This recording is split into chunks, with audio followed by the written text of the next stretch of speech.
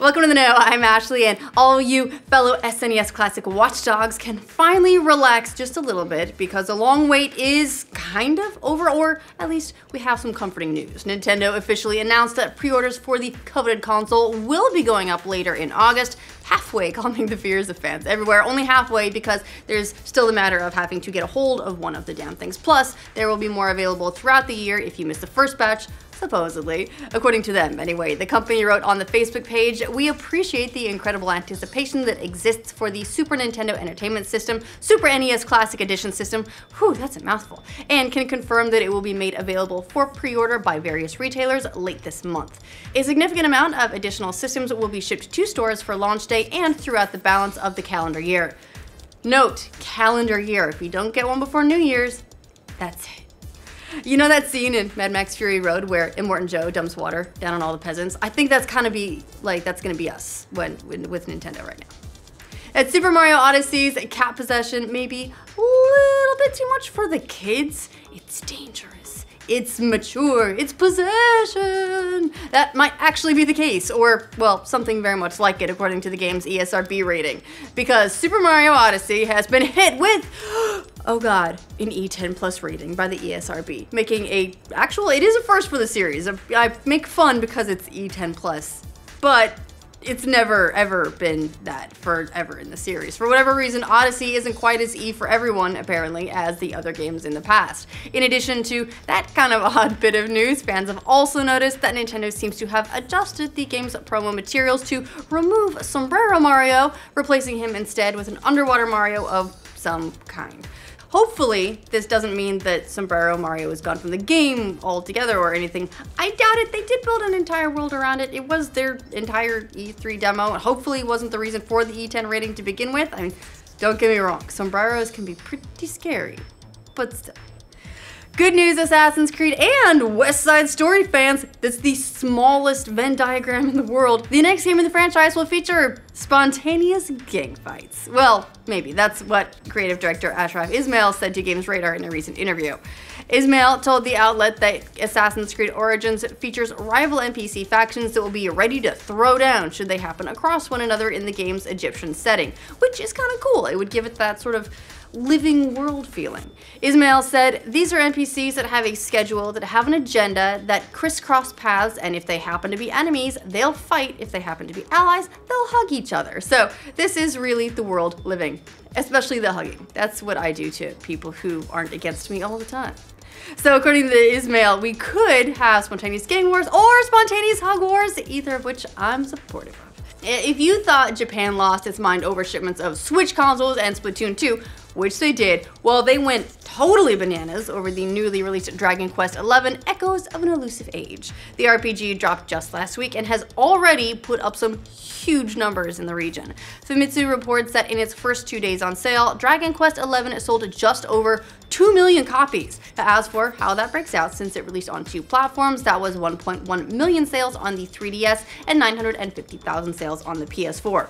Both of those are huge numbers for that region, by the way. Oh, and that total doesn't include digital sales yet either. So yeah, safe to say Dragon Quest is still pretty popular overseas. Dragon Quest XI is said to be coming to the West in 2018. The PS4 version was announced and then kind of unannounced by Sony this week, and we still haven't seen any hint of the promised Switch version, so no telling what platforms we can expect it to hit first, but it's coming, and so far, people like it. Farmers, like myself, have been waiting for Stardew Valley's multiplayer update since it was first announced because, come on, farming with friends. And now we finally got a timeline, at least for its release. Developer Chucklefish revealed this week that multiplayer will officially hit Stardew Valley in early 2018, allowing you to do your farming with up to 3 friends. Per a new blog post, the main player will control sleep and festivals and all that sort of stuff, but other than that, the 3 friends are free to do as they please, including marrying NPCs or each other. The update may also give us a little bit of a mention of the upcoming Switch version of Stardew Valley as well. It's indirect, but it's there. They've been silent about that since earlier this year. However, Chucklefish says that Switch will be getting the multiplayer patch first, which implies that the Switch version will be out before the multiplayer patch hits. Now the multiplayer beta starts later 2017, patch is expected 2018, so The Switch version is still coming, I guess, is the takeaway from there, but I just want it now. Screw 4K on the PS4 Pro, guys. That's the new old and busted, because it's time to make way for 8K on the PS5. That's so many Ks. Do we really need this many Ks? You know what? Sure we do. At least that's the mentality that Gran Turismo Sport developer Polyphony Digital went in for when designing the next game in the series. According to series creator Kazunori Yamauchi, GT Sport has been future-proofed and over-spec'd for the PS4 Pro, so much that it will take them 6 months to make a single car. So if you were wondering why it's been taking so long to develop that game, that's why.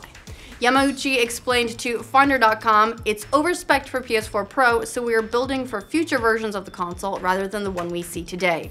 When asked if that meant Gran Turismo Sport could theoretically also make a jump to a future console like the PS5, the producer said, I think it would be no problem to run it at 8K even. So many Ks! Considering Yamauchi indicated in the same visit that Gran Turismo 7 isn't even planned at the moment, it sounds like GT Sport is definitely here to stay for quite some time once it releases October 17th. Gus is really excited about this. Look out, Switch owners! Oh no, that's me. One highly anticipated indie game might not be all it's cooked up to be on Nintendo's platform. The newly released Overcooked has finally made its way to the Switch today, but unfortunately it doesn't hold a candle to other versions in terms of performance. So if you were thinking about holding out to get that game on the Switch because it's a very fun game and it seems very Switch friendly, maybe just hold off a little bit for now. Digital Foundry reports that Overcooked barely ran at a consistent frame rate for much of their playtime with the game, along with noticeable judder. They said, to put it frankly, Overcooked on Switch isn't in a great spot and it's hard to recommend a release that really should have had its performance issues addressed before release, not after. However, they did contact developer Team 17, who said the team is currently baking up a solution. So, seems like it's gonna get there, but if you want a nice experience day one, maybe just wait a little bit for a patch or two. One of the next movies on Marvel's increasingly large slate is officially in production. The studio announced that filming for Ant-Man and the Wasp is now underway with a scheduled release date of July 16th, 2018, which is less than a year away. Director Peyton Reed dropped the news on Twitter along with a new logo, plus we also got the tiniest, no pun intended, just kidding, pun intended, of teasers, complete with little matching actors' chairs for Ant-Man and the Wasp. It's cute, and I'm just a little excited. With Star Wars Episode 8 launching later this year, it's coming up pretty quick, guys. Episode 9 is getting deeper into pre-production, and it looks like the film will be getting a new writer. Jack Thorne, who also wrote the Harry Potter stage play, will now be joining director Colin Trevorrow and writing partner Derek Connolly to update the treatment, according to The Hollywood Reporter. As for why Thorne is being brought in so late in the game, sources told The Hollywood Reporter that a fresh set of eyes was needed for the script's rewrites. It's a little bit concerning. It sounds like the script might require a bit more than mere punch-ups. Fortunately, there's still plenty of time to get things set before the film is underway. Episode 9 is set to start filming in January 2018, so there are still several months to go. Now, the community deadline passed on Bitcoin yesterday, resulting in a change that split the cryptocurrency in two, which is definitely going to change things for any Bitcoin holders going forward. If you have no idea what any of that means, and you won't be the only one, that's fine. Just know that there are now two different types of Bitcoin going forward. There's the OG Bitcoin, and now there's Bitcoin Cash. The split happened because the community couldn't quite agree on how to grow the currency in the long term. The more Bitcoin's value's grown, the more transactions have increased, and the harder it's been for the digital ledger, that's the blockchain, to keep up because of how the system was built, and that would make Bitcoin then decrease in value again. So, to future-proof the currency, some kind of solution was needed. Either increase the size of the Bitcoin blockchain to handle larger sizes, or move some transactions off the blockchain altogether. No one could really compromise here, so some chose Bitcoin Cash, which handles larger sizes, and went on their own merry way. There. Now you have two cryptocurrencies you won't be able to keep up with, and all the online vendors who just adopted Bitcoin are probably going to be really annoyed. If you're in the mood for a brand new TV to show off your soon-to-be pre-ordered Xbox One X or PS4 Pro, and you shit gold for a living, Samsung might have the perfect TV for you.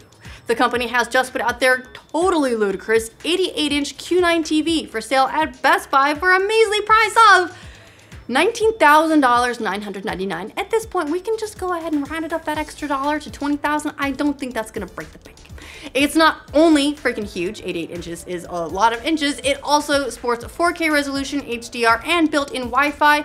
And hey, Geek Squad protection is just another paltry $2,100. So screw your SNES pre-orders, everyone. This monstrosity is the real hot ticket item of the summer. Honestly though, I don't know how you get a 4K TV with HDR, which a lot of TVs are now doing, all the way up to $20,000, but good on you, Samsung, you managed it. The Wi-Fi is cool, I guess. All right, that's all the news we have for you guys today. Let us know what you think of these stories in the comments down below. To make sure you get news from every corner of the internet every single day, make sure you like this video. If you're new around here, subscribe to the know. I have a mint in my pocket. I'm saving it for later. Welcome to the know. I'm Ashley, and all your SNES never mind, that's you SNES Classics. What's up? So, no idea what that means exactly. Hopefully, it doesn't mean that Sombrero Mario is Sombrero.